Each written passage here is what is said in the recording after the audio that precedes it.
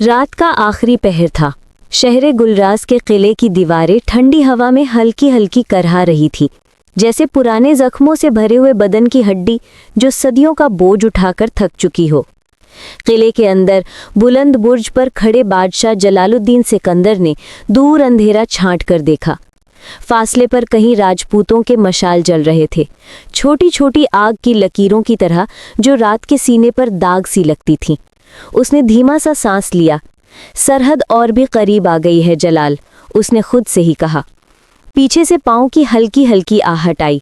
वो बिना मुड़े पहचान गया, ये उसका अजीज दोस्त और सिपह सालार मलिक यार खान था। जहां पना मलिक यार ने सामने आकर सर झुकाया। राजा उदय सिंह के घोड़सवार सिर्फ 2 रोज की मसाफत पर हैं। आप हुक्म दे, हम कल ही फजर से पहले हमला कर दें।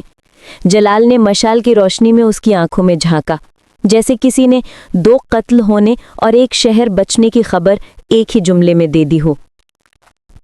हम अपना राज बचाने निकले थे मलिक, बादशाह ने धीरे से कहा, लेकिन हर जंग सिर्फ सरहदों से नहीं, लाशों से जीती जाती है, और हर लाश किसी का बेटा, किसी का शौहर, किसी का भाई होता है।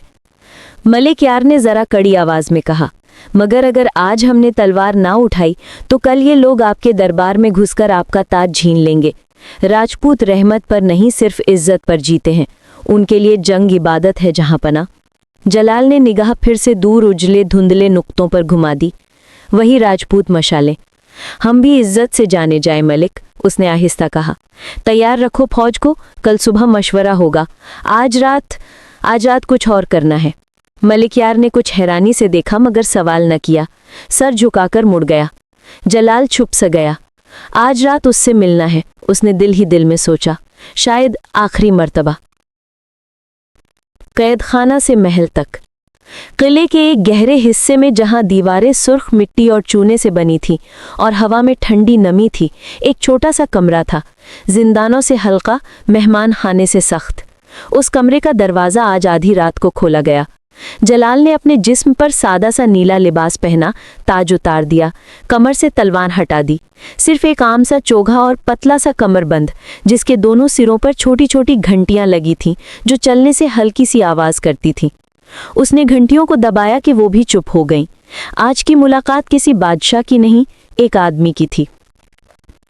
दरोगा किला ने झुककर कहा, जहां पना वो लड़की आपके हुक्म के मुताबिक मेहमान खाने के करीब वाक़या छोटे बाग में है। 2 सिपाही बाहर हिफाजत पर है, अंदर सिर्फ आप। जलाल ने हाथ से इशारा किया, ठीक है, कोई इधर ना आए जब तक हम ना बुलाएं।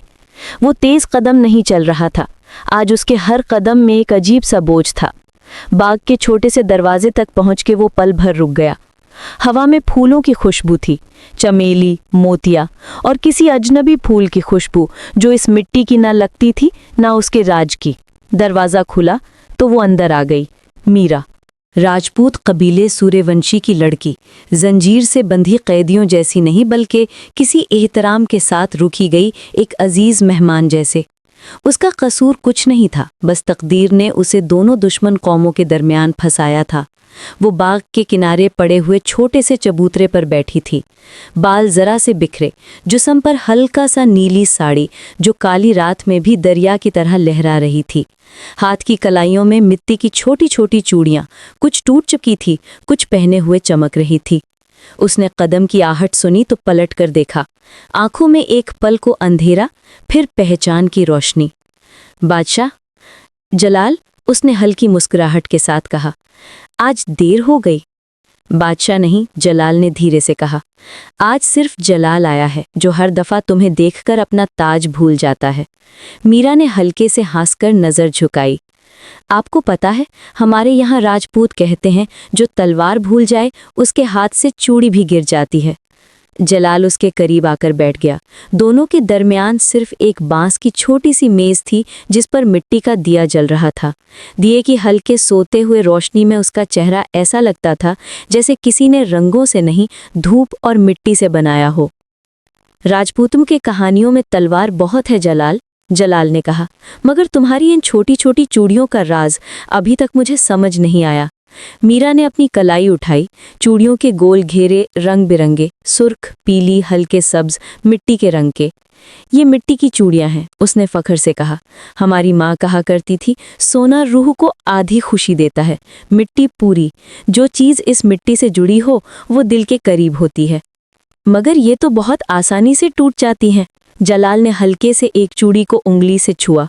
मीरा मुस्कुराई, लेकिन उस मुस्कुराहट के नीचे कहीं दर्द की हल्की सी लकीर चल गई। इज्जत, प्यार, वफादारी सब आसानी से टूट जाता है जलाल। इंसान फिर भी पहनता रहता है, शायद इस उम्मीद पर कि शायद इस दफ़ा ना टूटे। जलाल कुछ लम्हा उसकी आंखों में देखता रहा। और तुम्हारी ये चूड़ियाँ? उसने धीरे से पूछा। उसने ज़रा सा बाजू हिलाया जिससे चूड़ियाँ खनकने लगी, जैसे छोटी छोटी घंटियाँ अजान की आवाज़ से पहले की चुप्पी को तोड़ रही हूँ। पहले तो मैंने सोचा था अपनी शादी के दिन के लिए बनाऊंगी, फिर जब से तुमसे मिली हूं तो लगता है शायद ये दिन कभी आए ही ना। अब इनमें से कुछ चूड़ियां अपने लिए रखना चाहती हूं और एक या दो किसी और के लिए। उस और का नाम मालूम है तुम्हें? जलाल ने हल्की सी मुस्कुराहट के साथ पूछा।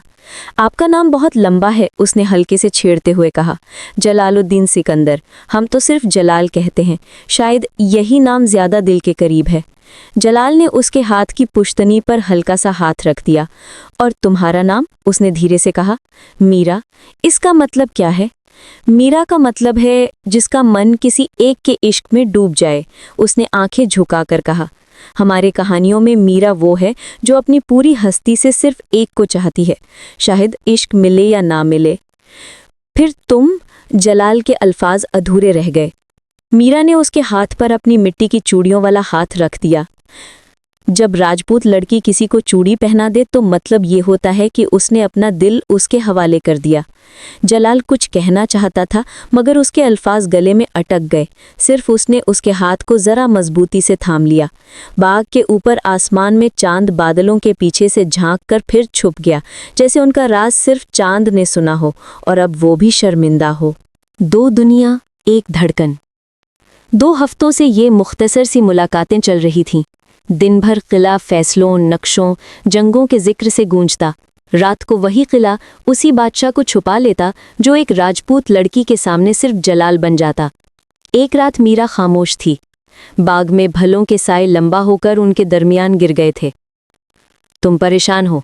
जलाल ने फौरन समझ लिया। क्या बात है? मीरा ने गहरा सा सांस लिया। आज सुबह राजा उदय सिंह का संदेशा आया है। उसने कहा वो कल इस किले के बाहर अपना पैगाम देने वाला है और मैं उनकी बेटी हूं जलाल। जलाल एकदम से सीधा हुआ। राजा की बेटी? मीरा ने हल्का सा हंसकर सर हिला दिया। हम राजपूत अपने खानदान का नाम कम कहते हैं, इज्जत ज्यादा। मुझे तुम पे भरोसा था इसलिए पहले बताया नहीं, मगर अब वक्त कम है। शायद कल के बाद मैं यहाँ मेहमान के तौर पर ना रहूं। जलाल के जहन में जंग की सूरत हाल फिर से उभी। मलिकों के मशवरों की आवाज़ें, नक्शे, तोप, भर्चियाँ, तलवारों के धार के नीचे दबा हुआ इंसान का खून। और अब उस खून के दरमियान मीरा का चेहरा भी आ गया। मीरा, उसने बहुत नरमी से कहा, हम दोनों अपने अपने लोगों के जिम्मेदार हैं। मैं अपना राज किसी को दे नहीं सकता और तुम अपने बाप से बेवफा नहीं हो सकती। ये जंग, उसकी आवाज़ भर्रा गई, शायद इन्हीं हाथों से लिखी गई थी जिन्होंने हमारी मोहब्बत को भी लिखा है। मीरा ने नज़र चुरा ली। हमारे यहाँ की कहानियों में लिखा है कि जब 2 तलवारों का रक्स चलता है तो फूलों को कुचलना लाजमी होता है। हम दोनों फूल हैं जलाल। तलवारें किसी से पेट भर दोस्ती नहीं करती, मगर तलवारें हमारे हाथ में हैं, हम तलवार के हाथ में नहीं। जलाल ने जिद से कहा, मैं राजा के साथ सुलह की बात कर सकता हूँ, ज़मीन बांट सकते हैं, खून नहीं। मीरा ने उसकी तरफ देखा, आंखों में आरजू भी थी और गम का गहरा साया भी। अगर मेरे बाप ने तुम्हारी ये बात सुना तो शायद वो हंसा भी ना, सिर्फ तलवार निकाल ले। उनके लिए सुलह कमज़ोरी होती है और कमज़ोर आदमियों के राज ज़्यादा देर नहीं चलते। जलाल चुप हो गया, बहुत देर चुप रहा। अगर मैं तुम्हें जाने के लिए कह दूं? उसने आहिस्ता से पूछा।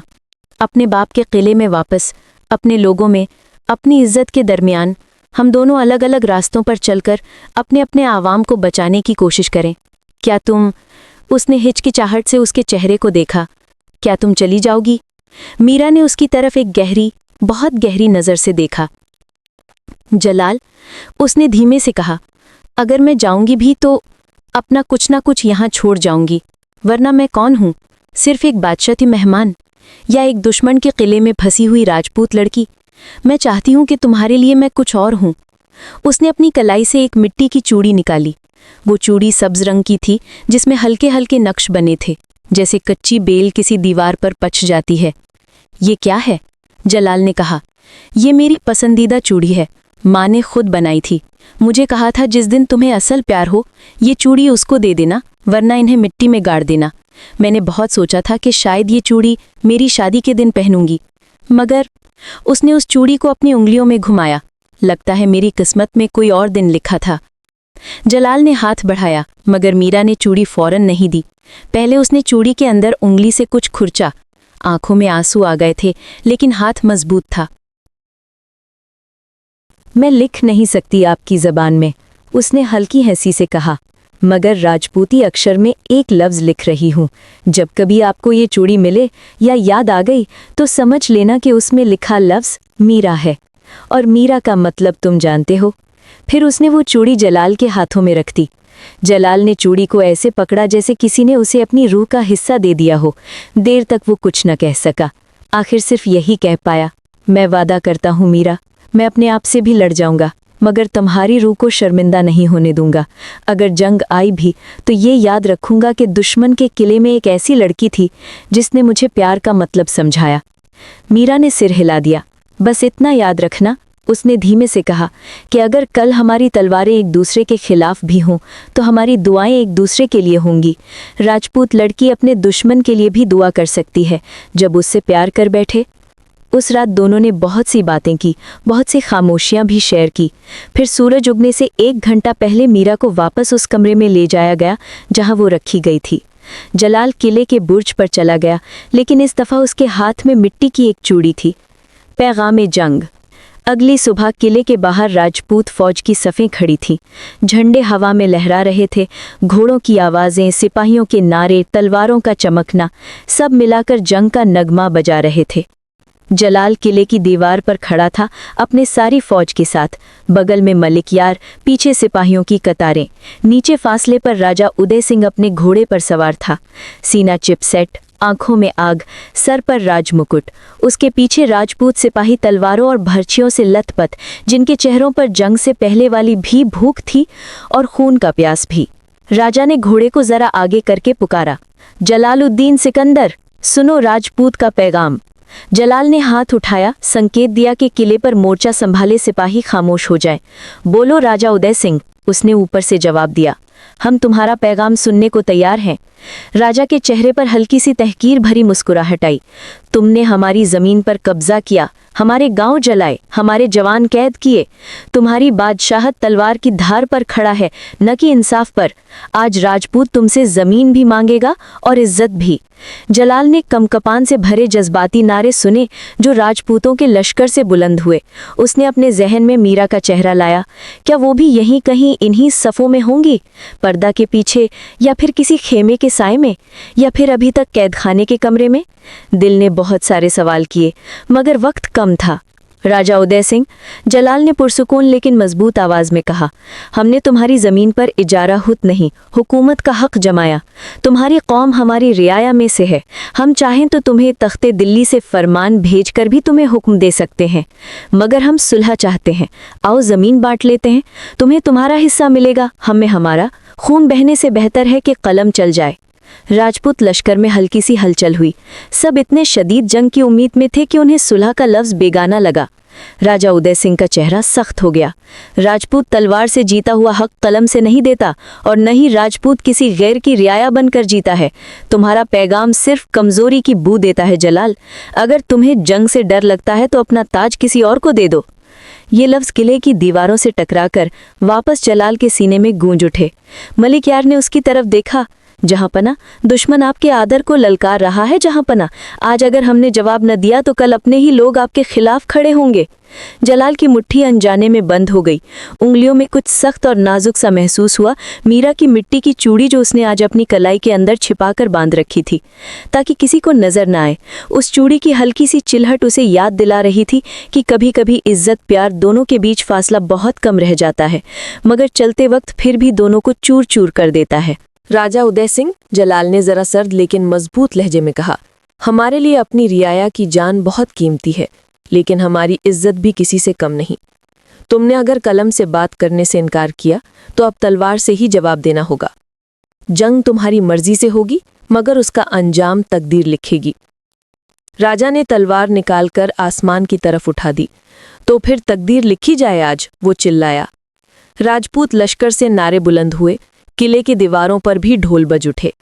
आसमान पर कबूतरों का झुंड उड़कर दूर चला गया, शायद जंग से दूर, शायद मोहब्बत से भी। दिलों का मोर्चा। जंग से पहले की रात मीरा के कमरे का दरवाजा खोला गया, मगर इस दफा दारोगा किला नहीं बल्कि मलिक यार खुद अंदर आया। मीरा ने उसको देखकर जरा सा चौंक कर अपनी साड़ी का पल्लू ठीक किया। जहां पनाह ने बुलाया है? उसने पूछा। मलिक यार की आंखों में सख्ती थी, मगर उसकी रूह में कहीं एक अजीब सा दर्द भी। नहीं, उसने सख्त लहजे में कहा, इस दफा मैं तुम्हें मिलने आया हूं, अलहदा। मीरा ने बेमानी सी मुस्कुराहट की। आप बादशाह के सबसे करीबी दोस्त हैं, सही? उनकी तलवार, उनकी ढाल, उनका साया, और मैं उनके दुश्मन की बेटी। बोलिए मलिक यार। मलिक यार ने करीब आकर धीरे से कहा, तुम जानती हो कि कल जंग है, राजपूत और जलाल के दरमियान, मगर एक बात मुझे परेशान कर रही है। मीरा खामोश रही। बादशाह की आंखों में तलवार की चमक कम हो गई है और किसी और रोशनी ने अपनी जगह बना ली है, मलिक यार ने कहा। उनके फैसले अब इतने सीधे नहीं रहे। वो सुलह की बात करते हैं जबकि दुश्मन सिर्फ खून चाहता है। मुझे शक है राजपूत लड़की कि तुम उनके दुश्मन नहीं, उनकी कमजोरी बन रही हो। मीरा ने इस बार बिना मुस्कुराहट के जवाब दिया, प्यार को आप कमजोरी कहते हैं? जंग के मैदान में हर वो चीज जो फैसले को हिला दे कमजोरी है। मलिक यार ने बेरहम सच्चाई से कहा, अगर बादशाह तुम्हारे लिए कोई गलत कदम उठाएं तो उनका सिर्फ सर नहीं, उनका राज भी कट सकता है। तसव्वुर करो, तुम्हारी एक मुस्कुराहट से अगर हजारों लोगों का कत्ल हो जाए तो ये कैसा प्यार हुआ? मीरा के होंठों का रंग उड़ गया। उसने खिड़की से बाहर झांका।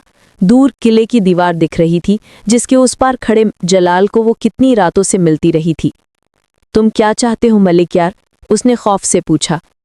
मैं सिर्फ इतना चाहता हूं, मलिक यार ने सख्ती से कहा, कि कल जंग से पहले तुम यहां से चली जाओ और अपने बाप के खैमे में वापस चली जाओ, ताकि बादशाह का दिल एक मोर्चे पर लड़ सके, दो नहीं। मीरा के लिए बात आसान न थी। अगर मैं गई तो वो समझेंगे कि मैंने उन्हें छोड़ दिया, उसने हल्की आवाज में कहा। ना, वो समझेंगे कि तुमने उनका बोझ हल्का कर दिया। कुछ लोग साथ रहकर भी कमजोर कर देते हैं और कुछ दूर जाकर भी मजबूत कर जाते हैं। तुम्हारी मर्जी है कि तुम कौन सी हो। मीरा का बस चलता तो वो रो देती, मगर राजपूत लड़की की आंखों के आंसू इतनी आसानी से बहते नहीं, सिर्फ उसकी कलाई की चूड़ियां ज्यादा जोर से खनकने लगीं। अगर मैं चली गई तो क्या आप उन्हें बताएंगे कि ये मेरा फैसला था? मैं उन्हें कुछ नहीं बताऊंगा, मलिक यार ने मना कर दिया। बादशाह को सिर्फ जंग की खबर होनी चाहिए, दिल की नहीं। तुम भी यही चाहोगी अगर तुम सच में उनसे प्यार करती हो। मीरा ने लम्हा भर के लिए आंखें बंद कर लीं। दिमाग में माँ की आवाज गूंज उठी, मीरा, राजपूत लड़की का सर तो कट सकती है, लेकिन उसकी इज्जत और उसका वादा नहीं टूटना चाहिए। और फिर जलाल की आवाज, मैं तुम्हारी रूह को शर्मिंदा नहीं होने दूंगा। कब जाना होगा मुझे? उसने आखिर पूछा। अभी, मलिक यार ने कहा, रात के अंधेरे में। कुछ घोड़सवार तुम्हें किले के पीछे के रास्ते से निकलकर राजपूत खेमों तक पहुंचा देंगे। वहां तुम अपने बाप को जो भी कहना चाहो। मीरा ने उसकी बात काट दी। मैंने फैसला कर लिया, उसने कहा। मैं जाऊंगी, लेकिन एक चीज यहां छोड़कर। वो अपने छोटे से संदूक के पास गई जहां मिट्टी की और भी चूड़ियां थीं। उनमें से ये एक बहुत ही सादगी से बनी मिट्टी की चूड़ी उसने अलग की। इस पर कोई रंग न था, सिर्फ सफ़ेद मिट्टी के बीच एक पतली सी सुर्ख लकीर चलती थी। ये? मलिक यार ने पूछा। ये मेरा आखिरी पैगाम होगा, मीरा ने धीमे से कहा, जलाल के लिए। मैं कोई पैगाम नहीं पहुंचाता, मलिक यार ने सख्त लहजे में कहा। जंग कोयला है, इश्क के कागज पर अल्फाज जला देता है। फिर भी ये यहीं किले में कहीं छोड़ देना। मीरा ने जिद की, जहां जंग के बाद कोई भी इसे पकड़कर उस तक पहुंचा सके। राजपूत लड़की का पैगाम सिर्फ मिट्टी में लिखा जा सकता है, कागज पर नहीं। ये चूड़ी ही मेरा खत है। मलिक यार ने फिर भी मना करना चाहा, मगर मीरा ने चूड़ी उसके हाथ में थमा दी। अगर आपने ये पैगाम उस तक ना पहुंचाया तो याद रखना मलिक यार, आज के बाद जो भी तलवार किसी बेगुनाह के खून से रंगेगी उसमें आपका भी हिस्सा होगा। मलिक यार कुछ पल खामोश रहा, फिर धीरे से चूड़ी को अपनी मुट्ठी में बंद कर लिया। ठीक है, उसने खाली से लहजे में कहा, मैं इसे किले में छोड़ दूंगा, बस तुम जाओ। और फिर मीरा अंधेरे में राजपूत घोड़सवारों के साथ वापस अपने खानदान के खेमों की तरफ निकल गई, उसका दिल किले की दीवारों में कहीं छोड़कर। खून की बारिश। अगली सुबह आसमान पहली ही रोशनी से लाल सा लगने लगा, जैसे सूरज ने पहले से ही जान लिया हो कि उसे आज बहुत सा खून देखना पड़ेगा। जलाल ने अपना जंगी लिबास पहना, जिरे, सिपर, सर पर खोदा, कमर से तलवार। कमर के अंदर कपड़े के नीचे अब भी मीरा की पहली सब्ज चूड़ी बंधी हुई थी। जंग के मैदान में दोनों फौजें आमने सामने खड़ी हो गई। राजपूतों का नारा हर हर महादेव गूंज उठा। जलाल की फौज का नारा अल्लाहू अकबर जवाब में बुलंद हुआ। आसमान ने दोनों आवाज़ों को एक साथ सुना। शायद उसे फर्क ही ना लगा हो कि कौन किस जबान में किस से दुआ मांग रहा है। उसे तो बस कत्ल की बू आनी थी। तलवारें उछलने लगी, घोड़े दौड़ने लगे, बर्छियां हवाओं में उड़कर जिस्मों में घुसने लगी। पहली लाश जमीन पर गिरते ही जैसे बांस लहराया, फिर तो हर तरफ सिर्फ जिस्मों का जंगल था। जलाल अपने मरकजी लश्कर के साथ आगे बढ़ा। उसका वार बिल्कुल वो नहीं था जो उसने जवानी में सीखा था।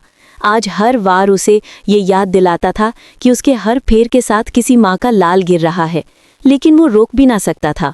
अगर वो रोकता तो उसकी फौज बिखर जाती और दुश्मन उनके किले तक पहुंच जाता।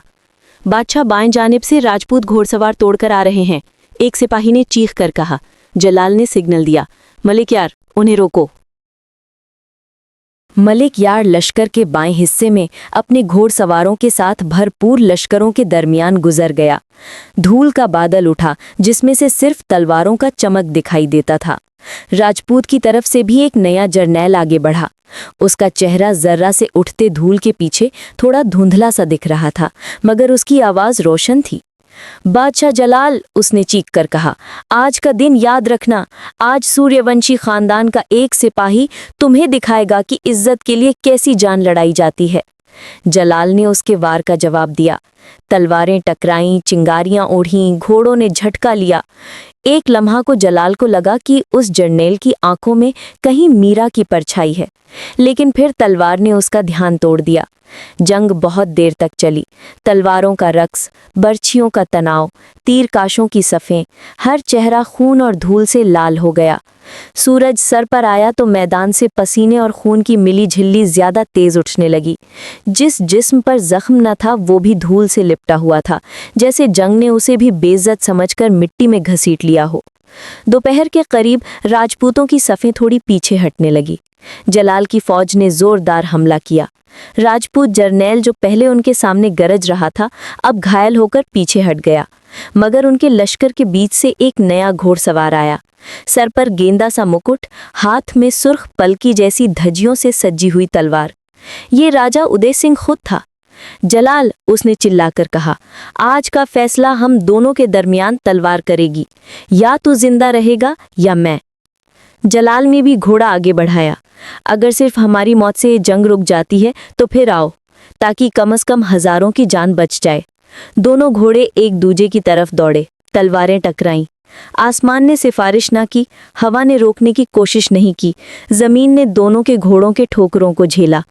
जलाल को एक लम्हा के लिए राजा के कंधे पर कुछ लाल सा दिखा, जैसे किसी ने ऊन का लाल धागा बांध दिया हो। उसको पल भर के लिए मीरा का लाल दुपट्टा याद आ गया, जो वो एक रात बाग में लाई थी।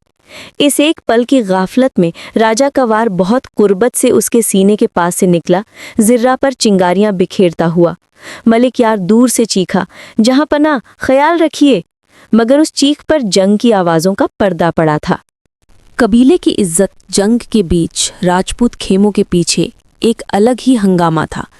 मीरा जो मलिक यार के घोड़सवारों के जरिए रात को वापस अपने खानदान के पास आई थी, अब अपने बाप के खेमे के सामने खड़ी थी। बाप की आंखें गुस्से से सुर्ख, भाइयों के चेहरे सख्त। तू किले से जिंदा वापस आई है? राजा उदय सिंह ने सख्त आवाज में कहा। मैंने सोचा था या तो तू कैद में होगी या तलवार की धार पर, मगर तू अपने दुश्मन के किले से यूं आई है जैसे अपने ससुराल से आ रही हो। मीरा का दिल धाक से रह गया। बौजी, उसने जरा सी हिचकिचाहट से कहा, मैंने वहां इज्जत से वक्त गुजारा। उन लोगों ने मुझे कैद नहीं किया, मेहमान की तरह रखा। मैं मेहमान? राजा चीखा। दुश्मन के किले में राजपूत की बेटी मेहमान नहीं होती, कैद होती है। उन्होंने तुझे जिंदा छोड़ दिया, इसका मतलब या तो उन्हें तेरी जरूरत थी या फिर। उसने बात अधूरी छोड़ दी, मगर खेमे में खड़ी बड़ी बड़ी आंखों ने बात पूरी कर दी। मीरा ने झुककर माँ की तस्वीर को याद किया जो कभी इस खेमे में लटकती थी। माँ अगर जिंदा होती तो शायद उसके लिए भी ये सब बहुत सख्त होता। मैं वहाँ किसी के इज्जत का सबब बनी बहूजी, उसने धीरे से कहा। किसी ने मुझे हाथ तक नहीं लगाया। मैं वहाँ से इसलिए आई हूँ कि मैं नहीं चाहती थी कि मेरी वजह से उनका दिल जंग में कमज़ोर हो। उनका? राजा ने तंज से कहा। बादशाह जलाल के दिल की इतनी फिक्र है तुझे? मीरा चुप हो गई। उसके चेहरे पर जो खामोशी थी उसी ने उसका राज फाश कर दिया। राजा के लिए ये काफ़ी था। तू उनसे प्यार करती है? उसने ज़मीन हिलाने वाली आवाज़ में पूछा। मीरा ने आंखें बंद कर लीं। झूठ बोलकर अपने प्यार को चूर चूर कर सकती थी या सच बोलकर अपनी जान दांव पर लगा सकती थी। उसने अंदर से आवाज़ सुनी। राजपूत लड़की का सर कट सकता है, इज्जत नहीं। जी, उसने धीरे से कहा। मैं उनसे प्यार करती हूँ, मगर मैं अपने खानदान से गद्दारी नहीं करूँगी। मैं यहाँ जंग लड़ने नहीं बल्कि अपने दिल का बोझ हल्का करने आई हूँ। मैं चाहती हूँ कि आप उनसे उनके राज के हिसाब से लड़ें, मेरे प्यार को बीच में ना लें। राजा ने अपने आसपास खड़े सरदारों की तरफ देखा। सबके चेहरे एक ही बात कह रहे थे, इज्जत से बड़ी कोई चीज नहीं। राजपूत की बेटी। राजा ने होठों से ये अल्फाज निकाले, मगर आवाज किसी काजी की तरफ फैसला सुनाने वाली थी। जब दुश्मन से प्यार करने लगे तो उसकी सजा सिर्फ एक होती है। बहूजी, मीरा ने आगे बढ़ना चाहा। उसके बड़े भाई ने तलवार का दस्ता उसके सीने पर रखकर उसे रोका। हमारी बहन अब हमारी इज्जत नहीं रही, वो हमारे दुश्मन की मोहब्बत बन चुकी है। मैंने आपसे गद्दारी नहीं की, मीरा चीखी। मैंने उन्हें कोई राज नहीं बताया, मैं तो। मगर उसके अल्फाज हवा में लटक गए। राजा ने एक इशारा किया। दो सिपाहियों ने उसके दोनों बाजू पकड़ लिए। बहूजी, आप ऐसा नहीं कर सकते। मीरा के होठों से शोला निकला। मैं आपकी बेटी हूँ। राजा की आंखों में पानी जरूर था, मगर इज्जत के नाम पर उसने उसे रेत के दरार जैसा दबा दिया। तू अब सिर्फ राजपूत की मिसाल बनेगी ताकि कल कोई और बेटी दुश्मन के किले में प्यार का फूल न उगा सके। उसके भाइयों ने उसे खेमे से बाहर घसीट लिया। जंग का मैदान थोड़ा दूर था, मगर इज्जत की सजा उससे भी दूर किसी ड्राई नाली के किनारे पर होने वाली थी। एक ऐसी जगह जहां मिट्टी बहुत साल बाद भी खून को याद रखती। मीरा चीखती रही, बहूजी, मैंने जो भी किया आपकी इज्जत सोच कर किया। अगर मैं वहां रहती तो लोग कहते कि राजपूत की बेटी दुश्मन के साथ रहती है, इसलिए मैं वापस आई हूँ। अगर आप चाहें तो मुझे अपने हाथ से मार दें, मगर ये मत कहना कि मैंने गद्दारी की। राजा ने सिर फेर लिया। गद्दारी सिर्फ तलवार से नहीं, दिल से भी होती है। और फिर वो वक्त भी आ गया जहां लफ्ज खत्म हो गए, सिर्फ करकशे तलवार बच गई।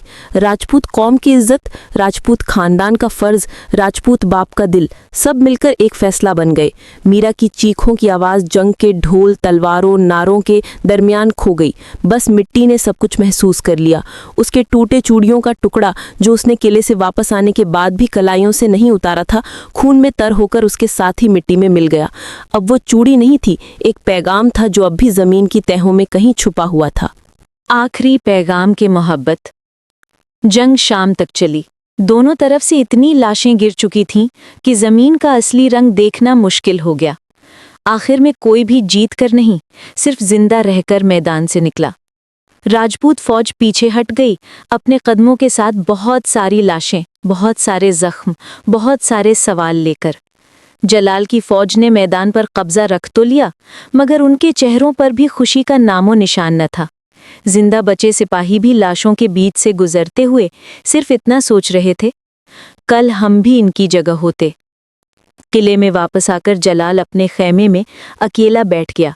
जिर्रा उतार दी, तलवार रख दी, कमर से कपड़ा हटाकर मीरा की सब्ज चूड़ी निकाली। चूड़ी का एक कोना झिझ गया था, शायद जंग के दौरान कोई वार से हल्का सा छू गया था, मगर लफ्ज अब भी अंदर खुरचे हुए थे। मीरा। मीरा कहाँ है? उसने आहिस्ता से पूछा, जैसे चूड़ी जवाब दे देगी। मलिक यार खैमे के बाहर आया। जहां पना, उसने अंदर आते ही सर झुकाकर कहा। जंग खत्म हो चुकी, राजपूत पीछे हट गए हैं, हम मैदान साफ करवा रहे हैं। राजा उदय सिंह, जलाल ने पूछा। वो जिंदा बच गया, मलिक यार ने कहा, मगर बहुत से उसके सरदार मारे गए। दोनों तरफ से खून बराबर बहता। इस जंग का कोई असली फतेहमंद नहीं। जलाल ने नजर झुकाई और उसने सांस रोककर पूछा, और मीरा? मलिक यार का चेहरा पल भर को सख्त से नर्म हो गया, मगर फिर उसने अपनी आर पर दोबारा ताला लगाया। मुझे पूरी खबर अभी तक नहीं जहां पना। झूठ मत बोलो मलिक, जलाल ने तेज लेकिन धीमी आवाज में कहा। तुम जानते हो, तुम्हारी आंखें जंग से भी तेज हैं, बोलो। मलिक यार ने पल भर की खामोशी के बाद अपनी मुट्ठी से कुछ निकाला। मिट्टी का एक चूड़ी का गोला जो आधा टूट चुका था, आधा अब भी ठीक। उसकी सफेद मिट्टी पर एक सुर्ख लकीर चल रही थी। खून की या रंग की कोई न जान सका। ये, उसने धीरे से कहा, ये वो चूड़ी है जो उसने मुझे दी थी। मैं इसे किले के अंदर छोड़ देना चाहता था, मगर जंग से पहले ही कुछ खबर मिली। राजपूत खैमों के पीछे एक सजाए मौत दी गई, एक लड़की को जिस पे जुर्म था दुश्मन से मोहब्बत का। जलाल की सांसें रुक सी गईं। उसने चूड़ी को लिया, आंखों के आगे ले आया। सब कुछ धुंधला सा लगने लगा। चूड़ी के अंदर लिखा लफ्ज उसे ज्यादा वाज़े नजर आने लगा, मीरा। तुमने मुझे पहले क्यों नहीं बताया? उसने सरगोशी की। जंग के वक्त बादशाह का दिल तोड़ना मेरा काम नहीं, मगर अब जंग के बाद भी अगर तुम्हें सच ना बताऊं तो मेरा करीबा दोस्त होने का हक छीन जाएगा। जलाल के लिए वक्त ठहर सा गया। मीरा जमीन में मिल चुकी थी, उसकी चूड़ियां जमीन के साथ खामोश हो चुकी थीं। राजा उदय सिंह अपनी इज्जत बचाने में कामयाब हो गया था। राजपूत कौम ने एक मिसाल कायम कर दी थी। फौजों ने जंग लड़कर अपने सरदारों को खुश कर दिया था, मगर इस सब का नतीजा क्या था? एक बादशाह का दिल बर्बाद, एक लड़की की जान कुर्बान, हजारों की लाशें, जमीन पर खून के दाग। उसने मुझे कहा था, जलाल ने चूड़ी को सीने से लगाते हुए कहा, कि अगर कभी ये चूड़ी मुझे मिले तो समझ जाऊं कि उसका नाम इसमें लिखा है। यही चूड़ी उसका आखिरी पैगाम है ना मलिक? मलिक यार ने सर झुकाकर कहा, जी। मीरा ने अपनी जिंदगी से मुझे क्या पैगाम दिया? जलाल ने अपने आप से पूछा। ये कि प्यार जंगों से बड़ा होता है, या ये कि जंगों के दरमियान प्यार सिर्फ मिट्टी की चूड़ी की तरह होता है, खूबसूरत, नाजुक और टूटने के लिए पैदा होता है? कोई जवाब न आया। सिर्फ खैमे के बाहर हवा की हल्की हल्की आहट थी, जो अब भी जंग के मैदान से खून की बू लेकर आ रही थी। जलाल उठा, किले के सबसे ऊंचे बुर्ज पर चला गया। शाम ढल रही थी, सूरज लहू के रंग के आसमान में धीरे से डूब रहा था। उसने दोनों चूड़ियां, एक सब्ज, दूसरी सुर्ख लकीर वाली, अपने हाथों में पकड़ी। आज से मेरी तलवार पहले से भी ज्यादा तेज होगी, उसने हवा से कहा, मगर अब मैं हर जंग से पहले ये चूड़ियां अपने साथ रखूंगा ताकि मुझे याद रहे कि हर वार से किसी की मीरा मर जाती है, हर फैसले से किसी का प्यार मिट्टी में मिल जाता है। अगर मैं कभी बेवजह तलवार उठाऊं तो ये चूड़ियां टूटकर मुझे लहूलुहान कर दें। उसने बहुत आहिस्ता से दोनों चूड़ियां किले की दीवार के कोने से नीचे उस छोटे बाग की मिट्टी में गिरा दी जहां वे दोनों पहली दफा मिले थे। चूड़ी की हल्की सी खनक सुनाई दी, फिर मिट्टी की फुसफुसाहट ने उसे चुप कर दिया। 2 साल बाद किसी माली ने उस बाग की मिट्टी को खोदकर नई क्यारियां बनाते वक्त ये दोनों चूड़ियां निकाली। उसने उन्हें अजनबी समझकर किले की पुरानी चीजों के कमरे में रख दिया। फिर सदियां गुजर गईं, किला बदला, बादशाह बदले, राजपूत और मुगल दोनों ही कहानियों में ढल गए, मगर कहीं किसी पुराने संदूक के कोने में अब भी 2 मिट्टी की चूड़ियां रखी हैं, एक सब्ज जिसमें मीरा लिखा है और एक सफेद सुर्ख लकीर वाली जिसमें सिर्फ एक चुप सा लफ्ज बसा है, आखिरी पैगाम की मोहब्बत।